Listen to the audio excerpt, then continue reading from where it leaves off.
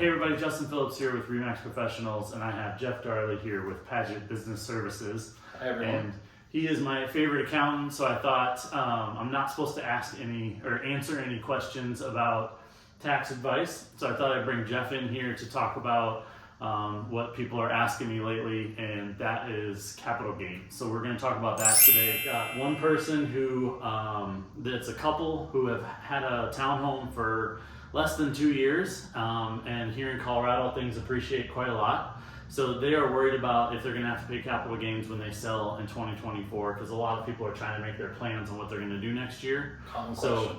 So what do you think is going to happen with that? What's typical? Well, if they can make it to the 2-year period of time, and it's literally if they bought it June 15th, 2 years later, June 15th, it's not calendar years, it's months, 24 months, then they'll have no capital gains, up to $250 per individual or $500 for a married couple.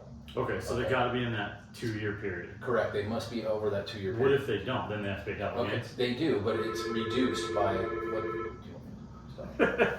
Well, we're in a working office, so we get phone calls. It's all good. Sorry about that.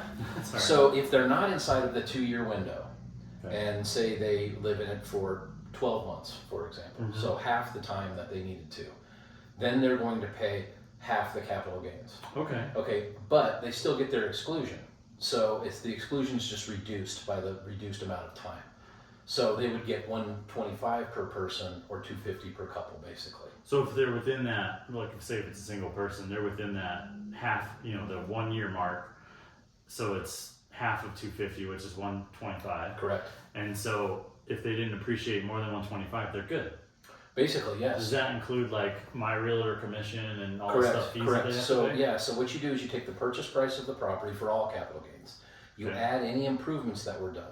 Oh, I'm you not can do talking that. simple repairs and maintenance. If you're getting Like a your new lawn kitchen. mowed, but a new kitchen, a new Okay. deck, a new bathroom, all those remodel costs are all going to be added up. So I recommend everybody get a file, a house file. Put the closing documents when you buy Always it. good Every idea. single time you improve the home, you put your receipts in there.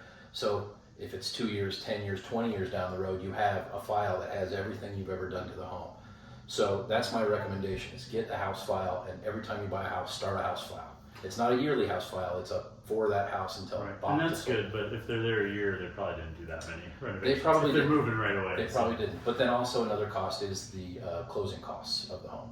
You get to add that as well. The first time they bought it or the second time when they're selling it? Well, when you buy a home, you don't typically pay closing costs. It's You have mostly lender fees and stuff. You could. Does that count? You could. Well, it depends on if they were written off or not. Okay. If they're A lot of points. times they're lumped into the loan. Correct. So okay. Correct. It It's depends different. on if they're points that are deductible when you buy the home. Gotcha. Then you can't write them off a second time. Right. So Which if there we're were seeing closing, a lot more of those these we days. are, Yeah. and people are buying down rates and things Yep. like that. So if there are points that are written off, then you can't take those again. But any additional closing costs, most of the closing costs, as you know, come with the sale of the home, Right. and those will get added in as well as a part of the cost to calculate your capital gain. Awesome. Yeah. Cool. Well, hopefully that makes sense. It makes sense to me, so hopefully that helps with a lot of the people out there that I'm getting these questions from. Well, thank you. Thanks for joining us Thank today. you. And thanks for filling in and saying all the tax questions that I'm not supposed to answer. So hopefully